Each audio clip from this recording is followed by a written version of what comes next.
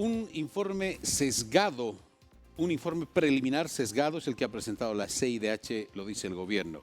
¿Cuál es su opinión al respecto, senador? Comparto plenamente, como presidente de la Comisión de Constitución, Justicia y Derechos Humanos, esa posición y le voy a dar algunos argumentos. Primero quiero destacar, César, que este gobierno de la presidenta Yanine Áñez, apenas con 2 semanas de gestión, ya permitió que venga la CIDH a verificar, en este caso, posibles violaciones a los derechos humanos, del Estado, de la situación de los derechos humanos. Le quiero hacer notar, César, el gobierno de Evo Morales, en sus 14 años de gestión, nunca permitió que venga la CIDH. Vinieron hace algunos meses a celebrar un periodo de sesiones en los cuales fuimos, como por así decir, anfitriones, pero oficialmente ni siquiera se podía tratar temas de Bolivia, es una norma general.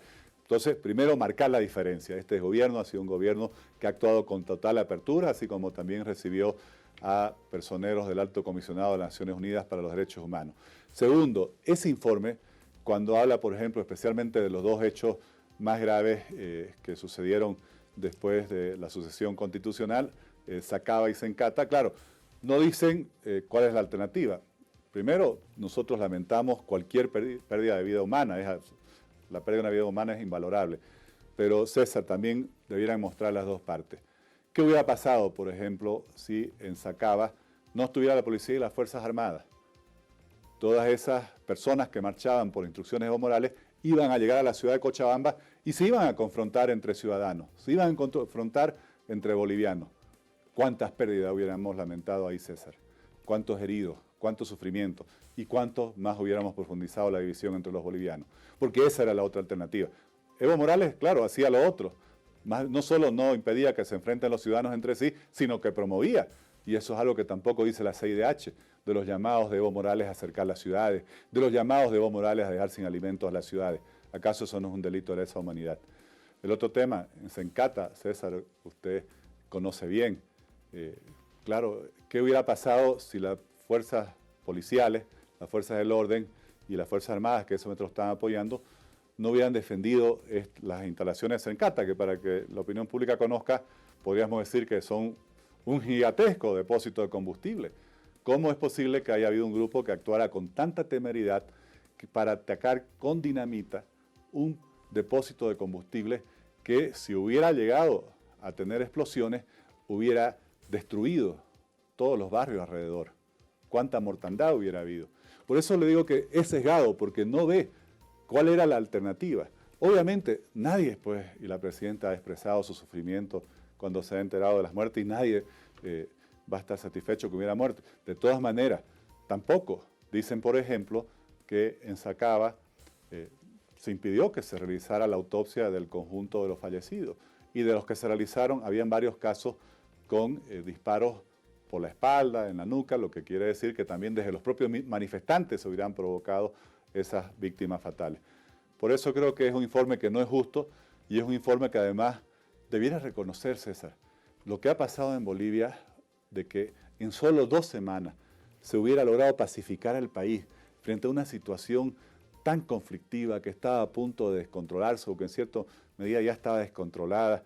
Yo recuerdo aquí, por ejemplo, esa noche, si no me equivoco, del lunes 11 de noviembre, cuando había todo el temor por la quema de casas, de viviendas. Bueno, eso muestra la gravedad de la situación hasta donde llegamos, César. Gente que bajaba gritando, ahora sí, guerra civil. Claro, eso no reflejan. ¿Y eso quién lo mandaba, César? Claro, eran instrucciones de Evo Morales. Por eso es que es un informe absolutamente sesgado y obviamente yo condeno que esa CIDH, que no actuó cuando nosotros le pedimos, nosotros, entre ellos mi persona y varias otras organizaciones, le dijimos que si no se pronunciaran sobre la reelección de Evo Morales, iba a haber realmente unos enfrentamientos en el pueblo boliviano. Ellos son culpables y responsables por haber tardado 3 años sin pronunciarse y haber permitido que llegue el pueblo boliviano a enfrentarse de esta forma. ¿Cuál es la implicancia, senador, y esto para que la opinión pública lo entienda, de este informe de la CIDH para Bolivia en sí? Es decir, para el Estado, para el país. ¿En qué puede derivar este informe? ¿Cómo puede afectar al Estado boliviano? Bueno, el Estado boliviano, a través de las autoridades correspondientes, obviamente va a responder y refutar este informe.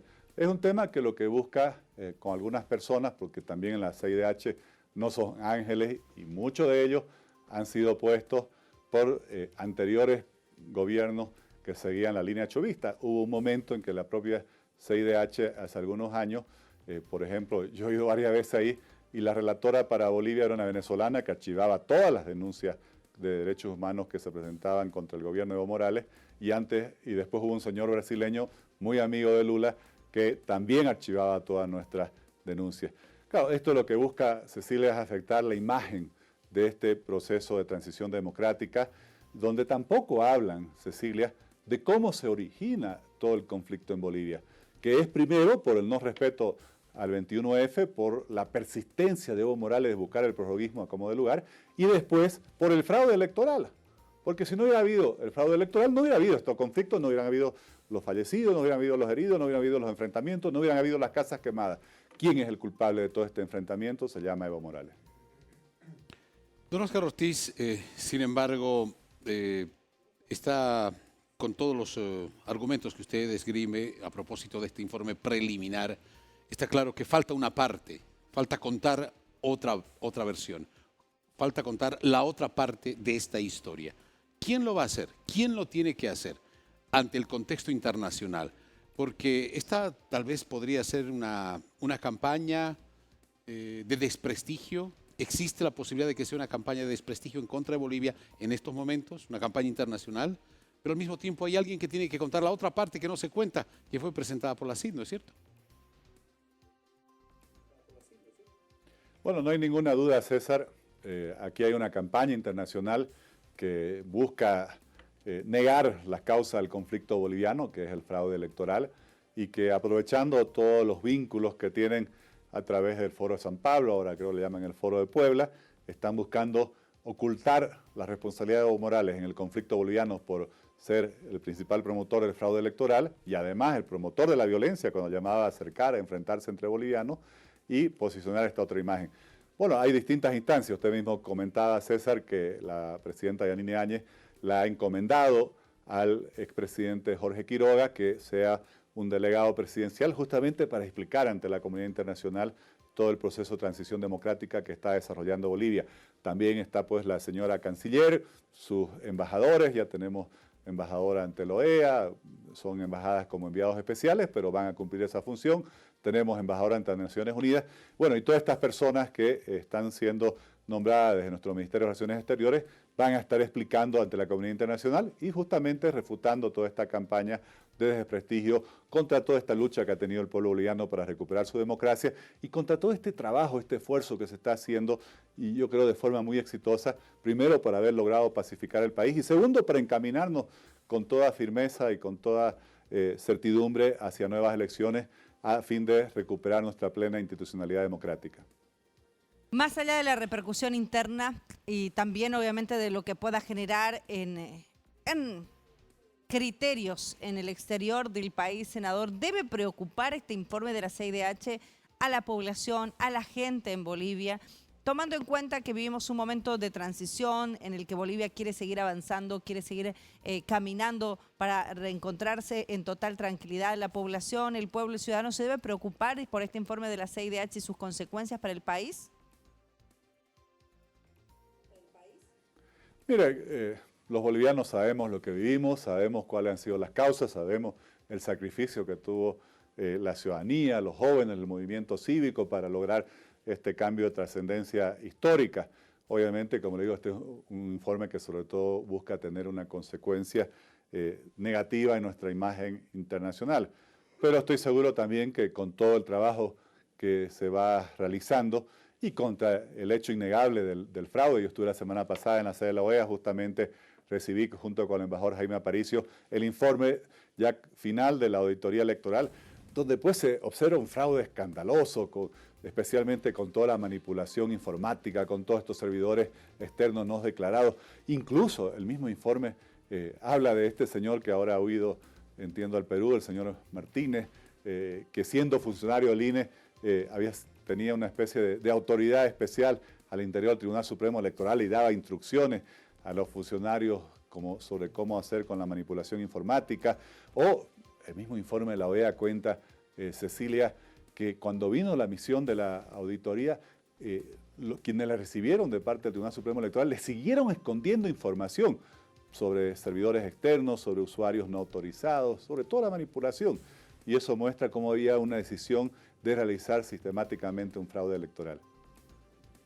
Senador Oscar Ortiz, queda claro que hay que recordar también al mismo tiempo de que durante todo este momento, durante toda esta etapa en la que se pretende hacer quedar mal al país en el contexto internacional, los representantes de organismos internacionales estuvieron presentes en nuestro país.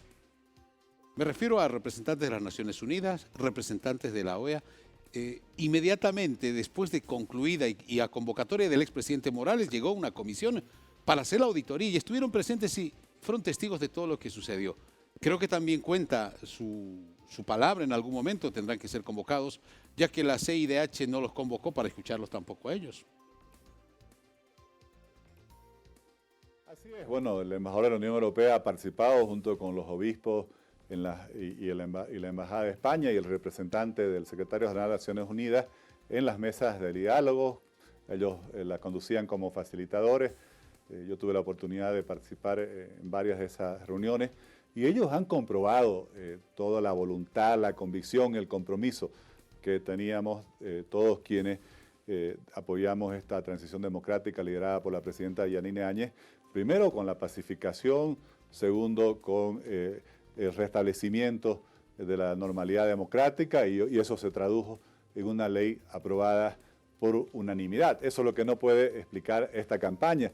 Tenemos una transición democrática, la Asamblea Legislativa está funcionando con toda normalidad, se le ha permitido al MAS que, respetando su mayoría parlamentaria, elijan a nuevos presidentes de las cámaras, los tribunales funcionan con normalidad.